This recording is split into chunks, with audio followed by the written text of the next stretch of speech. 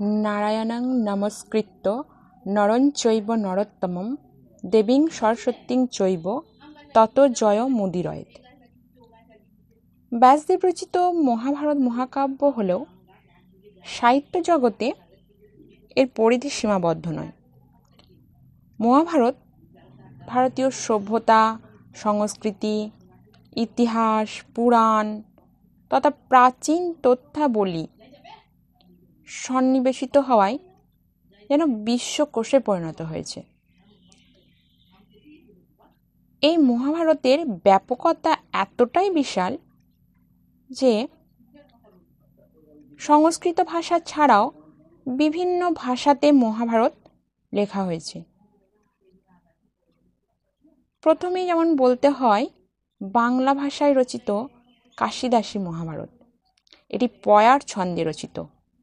এছাড়া অন্যান্য ভাষাতেও রয়েছে, যেমন প্রাকৃত ভাষায় রচিত ধবল কবির হরিবংশ পুরাণ। মহাভারতের রচনাকাল সঠিকভাবে বলা সম্ভব হয়নি।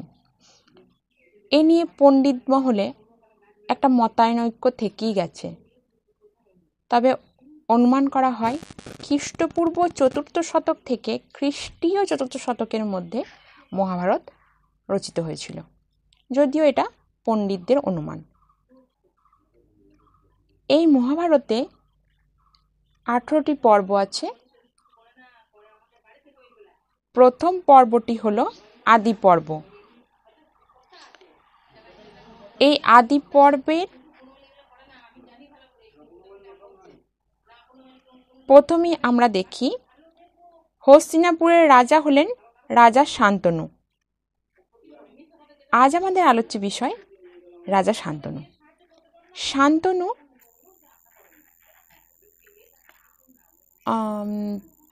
কি রকম রাজা ছিলেন, শান্তনুর পরিচয় কি, এই সম্পর্কে আজ আমরা আলোচনা করব। রাজা শান্তনু রাশি হলো কুম্ভ, নক্ষত্র হলো হস্ত। শান্তনু শব্দের অর্থ সুস্থ বা যিনি স্বয়ং সম্পূর্ণ। মহাভারতের ভরত বংশের এক রাজার নাম ছিলেন হস্তি। তিনি হলেন হস্তিনাপুরের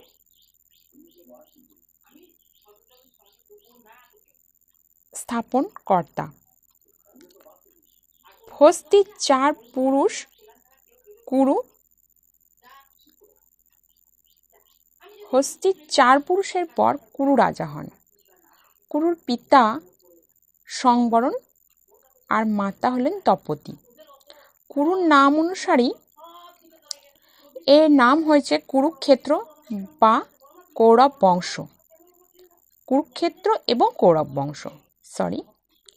কুরুর অধস্তন 8ম পুরুষের নাম হলেন শান্তনু। শান্তনুর পিতা প্রতীপ এবং মাতা হলেন সুনন্দা। শান্তনুর জ্যেষ্ঠ ভ্রাতার নাম হলেন দেবাপী, যিনি সন্ন্যাস গ্রহণ করেছিলেন। তিনি সংসারী ছিলেন না, তাই শান্তনু রাজা হন হস্তিনাপুরে। শান্তনুর একজন ভ্রাতা ছিল, অর্থাৎ ভাই, যার নাম বাল্লিক। শান্তনু সম্পর্কে বলা হয় তিনি যাকে হাত দিয়ে স্পর্শ করতেন তিনি বৃদ্ধ হন বা বৃদ্ধা হন, নবযৌবন প্রাপ্ত করতেন। এই কারণেই তার নাম ছিল নাকি শান্তনু। তিনি সোম দেবতার মতো সুদর্শন ছিলেন আর রাজ চক্রবর্তী লক্ষণযুক্তও ছিলেন।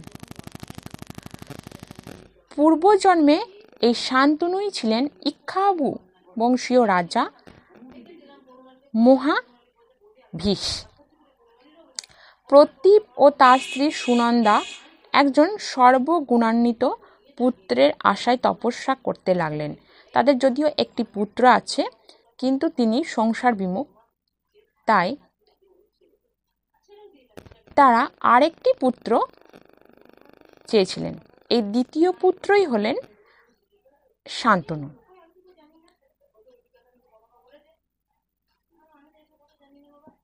পূর্বপুরুষদের মতো শান্তনু মৃগয়া ভালোবাসতেন।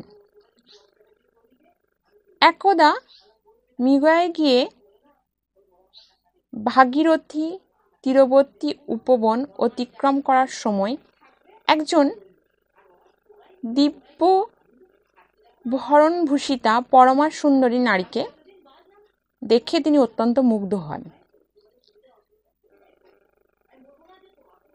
তিনি আর কেউ নন, তিনি হলেন দেবী গঙ্গা।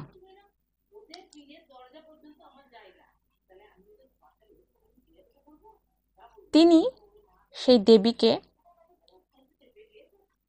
জানালেন যে তিনি সেই দেবী পানি গ্রহণ করতে চান। তখন সেই দেবী তাকে জানান যে তিনি তাকে পতি হিসেবে গ্রহণ করতে পারেন ঠিকই, কিন্তু তার শর্ত আছে। কি সেই শর্ত? না, সেই দেবীর কোনো কার্যের শান্তনু কোনো রকম বাধা দিতে পারবেন না এবং কোনো কার্যে তাকে কার্যকরণ বিষয়ে তাকে কিছু জিজ্ঞাসাও করতে পারবেন না।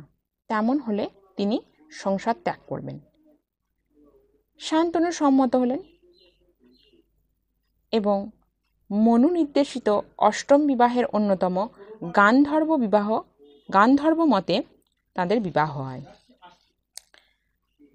বিবাহের পর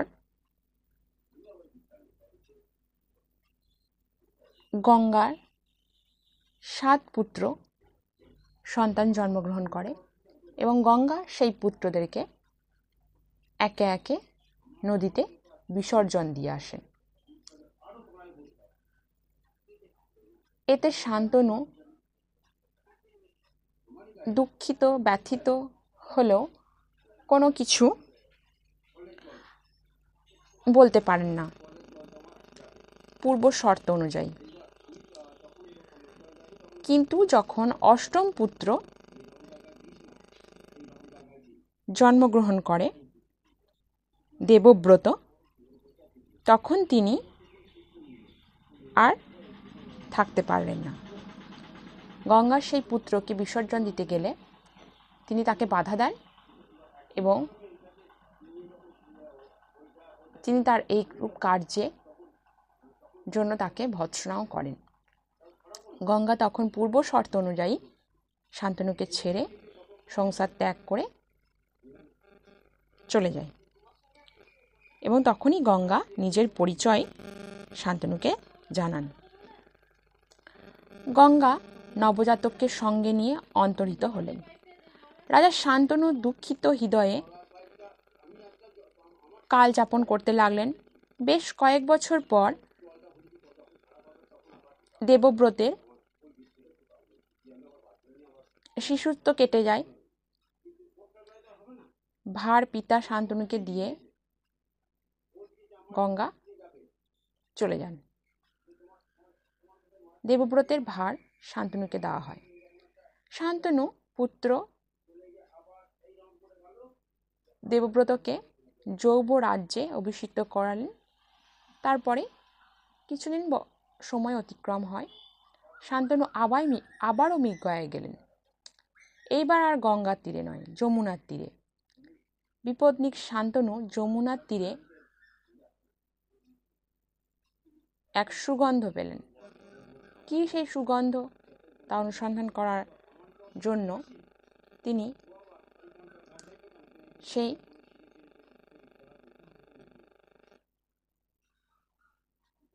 অনুসন্ধান করতে লাগলেন, জানতে চেষ্টা করলেন। তখন তিনি খেয়ানির গৃহে গিয়ে উপস্থিত হন। তার নাম মৎস্যগন্ধা। মত অর্থাৎ নিজস্ব সম্পত্তির গন্ধ তার গায়ে। সে এক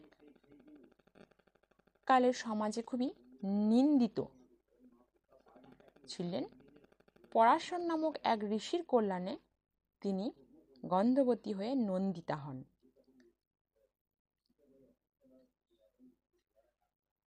তার রূপ লাবণ্য দেখে শান্তনু মুগ্ধ হলেন এবং তাকে বিবাহ করার প্রস্তাব দিলেন। কিন্তু তিনি শূদ্রকন্যা, সে এক ধীবরের মেয়ে। রাজা শান্তনু